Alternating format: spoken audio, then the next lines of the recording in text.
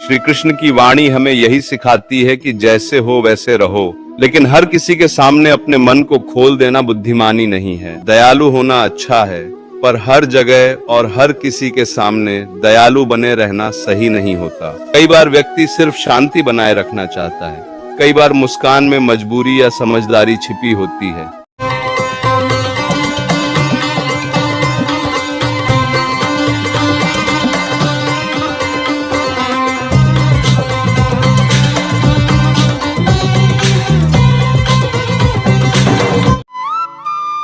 राधे राधे प्यारे भक्तों। श्री कृष्ण कहते हैं कि सख्ती का मतलब क्रूरता नहीं होता। सख्ती का मतलब है अपनी सीमा तय करना। अपनी सीमा का लोग वही लेते हैं जो बिना रोक टोक मिलता है। अगर तुम हर बार खुद को साबित करते रहोगे तो लोग हर बार तुमसे और ज्यादा मांगेंगे, और जिस दिन तुम थक जाओगे उसी दिन वही लोग कहेंगे कि तुम बदल गए हो। हाँ, बदलना जरूरी था, क्योंकि जो इंसान कभी नहीं बदलता वह टूट जाता है। श्री कृष्ण कहते हैं कि परिवर्तन जीवन का नियम है, लेकिन यह परिवर्तन दूसरों को खुश करने के लिए नहीं, खुद को बचाने के लिए होना चाहिए। दयालु व्यक्ति जब चुप हो जाता है तो सामने वाला बेचैन हो उठता है, क्योंकि उसे पता होता है कि अब यह व्यक्ति वापस नहीं आएगा। जब दयालु इंसान दूरी बनाता है तो वह बदला नहीं ले रहा होता, वह बस खुद को बचा रहा होता है। ये दूरी क्रोध से नहीं, आत्मसम्मान से आती है। श्री कृष्ण कहते हैं कि जो तुम्हारी आत्मा को थका दे, वह चाहे कितना ही अपना क्यों न हो, उसे छोड़ देना ही धर्म है।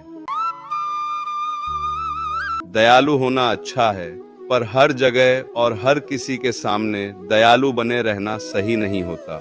श्री कृष्ण की वाणी हमें यही समझाती है कि दया एक वरदान है, लेकिन अगर वह सीमाओं के बिना हो तो नुकसान भी हो सकता है। दयालु होना पाप नहीं है। वास्तव में दया से ही समाज में प्यार और सहारा बनता है। पर बात यह है कि दुनिया में हर कोई अच्छे इरादों वाला नहीं होता। कुछ लोग दूसरों की दया को कमजोरी समझ लेते हैं और उसका फायदा उठाते हैं। इसलिए दयालुता के साथ समझदारी और सीमाएं भी होना जरूरी है। दयालु व्यक्ति की वास्तविक जीत शोर में नहीं होती, वह शांति में होती है। जब आप दूसरों को नहीं बल्कि खुद को चुनना सीखते हैं तो आपकी जिंदगी में सुकून आता है। गलत लोग दूर हो जाते हैं और सही लोग करीब आते हैं। आप महसूस करेंगे कि आपकी ऊर्जा और समय सुधारने लगे हैं और आपकी प्राथमिकताएं स्पष्ट हो गई हैं। ये जीत कहीं से तात्कालिक शोर मचाकर नहीं मिलती, ये धीरे धीरे आती है जब आप अपने आत्मसम्मान को पुनः स्थापित कर लेते हो। श्री कृष्ण कहते हैं कि कर्म अपना काम बखूबी करता है। अगर कोई आपकी अच्छाई का फायदा उठाकर चैन से सो रहा है तो उसका हिसाब ईश्वर स्वयं कर देगा। आपको गंदा होने की जरूरत नहीं है। अपने कर्म ठीक करो, सही करो और अपने मन को शुद्ध रखो। ईश्वर समय पर सबका हिसाब देखता है। इस भरोसे के साथ आप शांत होकर अपने जीवन की मर्यादा और सीमाएं बना सकते हैं। नीचे कुछ आसान कदम दिए गए हैं जिन्हें आप रोजमर्रा की जिंदगी में अपना सकते हैं। हर सुबह 5 मिनट अपने लिए रखो।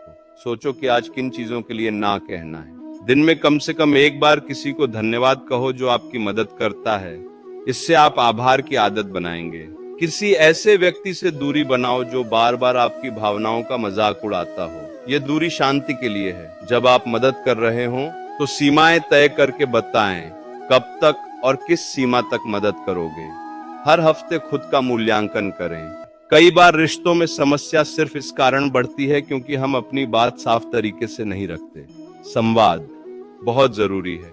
जो बात आपको तकलीफ देती है उसे बिना गुस्से के समझाइए।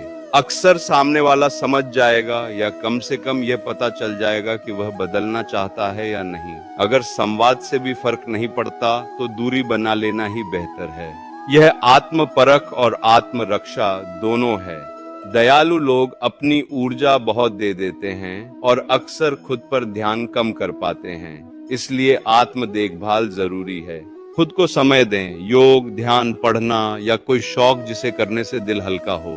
जब आप अपने आप को प्यार करेंगे तो दूसरों की टिप्पणियों से आपकी चालन कम प्रभावित होगी। संक्षेप में, दयालुता एक महान गुण है, पर उसकी कीमत तब बढ़ जाती है जब वह सीमाओं के बिना हो। श्री कृष्ण की वाणी हमें यही सिखाती है कि मधुरता और दया बनाए रखें, पर अपनी आत्मा का संरक्षण करना भी उतना ही आवश्यक है। कुछ अंतिम बातें याद रखें। दयालु रहो पर अंधे मत बनो।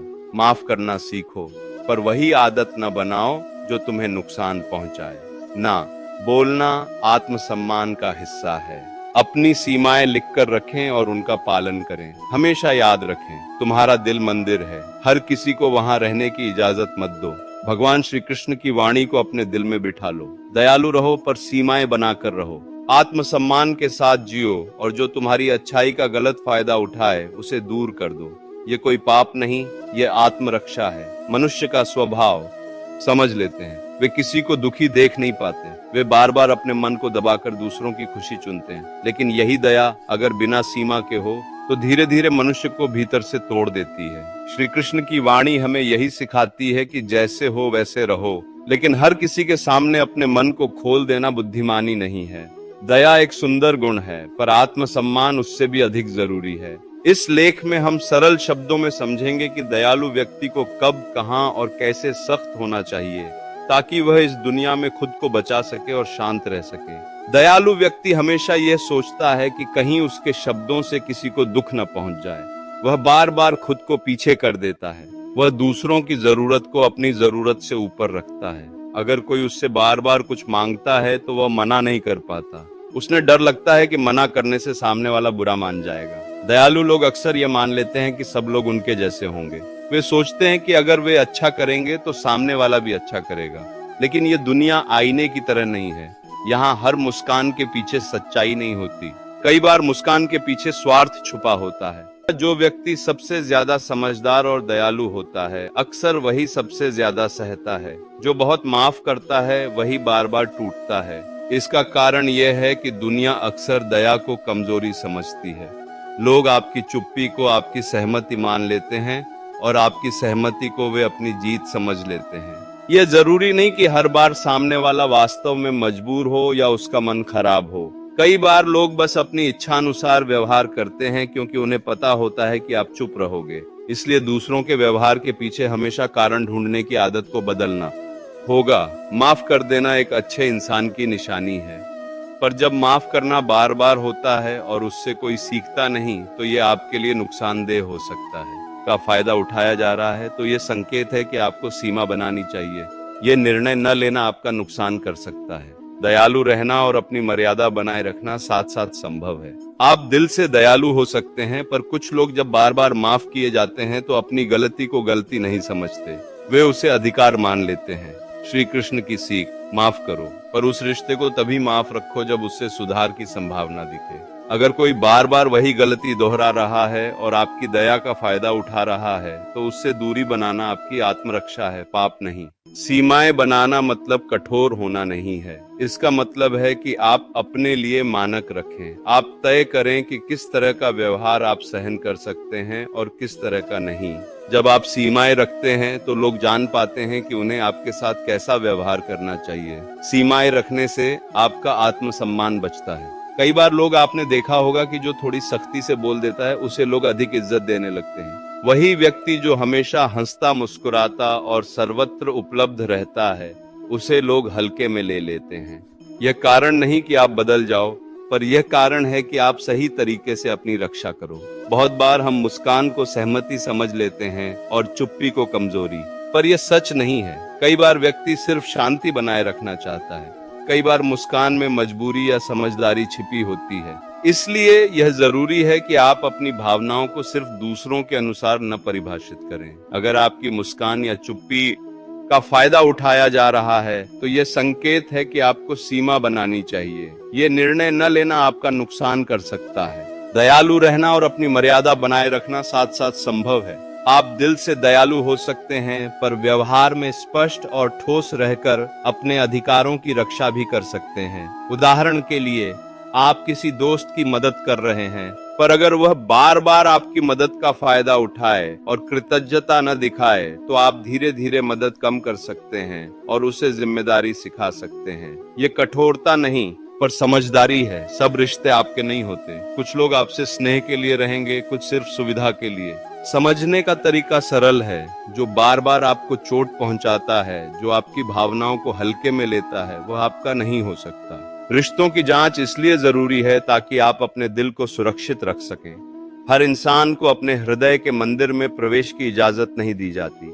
कुछ लोग वहां पूजा करने नहीं आते, वे जूते उतार कर अंदर गंदगी फैलाने आते हैं। ऐसे लोगों से दूरी बना लेना ही बुद्धिमत्ता है। दया और ममता की वजह से हम अक्सर हाँ कह देते हैं जबकि मन नहीं करता, पर बार बार हाँ कह देने से लोग आपकी उपलब्धता को अपना अधिकार समझ लेते हैं। इसलिए नहीं बोलना सीखना बहुत जरूरी है। नहीं कहना आत्म केंद्रित होना नहीं है, यह स्वयं की इज्जत बनाए रखने का तरीका है। जब आप सही जगह पर नहीं बोलते हैं तभी जीवन में संतुलन आता है। गलत लोग खुद ब खुद दूर हो जाते हैं और सही लोग और करीब आते हैं। किसी को माफ करने या दूरी बनाने का निर्णय भावनात्मक नहीं, तार्किक होना चाहिए। यहाँ कुछ संकेत हैं जो आपकी मदद करेंगे। क्या वह व्यक्ति अपनी गलती मानता है? अगर नहीं तो बार बार माफ न करें। क्या वह व्यक्ति आपकी दया को धन्यवाद देता है या उसे सामान्य समझता है? आभार की कमी चेतावनी है। क्या वह बार बार वही व्यवहार दोहरा रहा है? पैटर्न देखें। एक बार की गलती और आदत में फर्क समझें। क्या आपकी मदद करने से वह व्यक्ति आत्मनिर्भर बन रहा है या और निर्भर? अगर निर्भरता बढ़ रही है तो मदद सीमित करें। इन संकेतों से आपको स्पष्टता मिलेगी कि किस रिश्ते को आप बचाना चाहते हैं और किसे छोड़ देना चाहिए।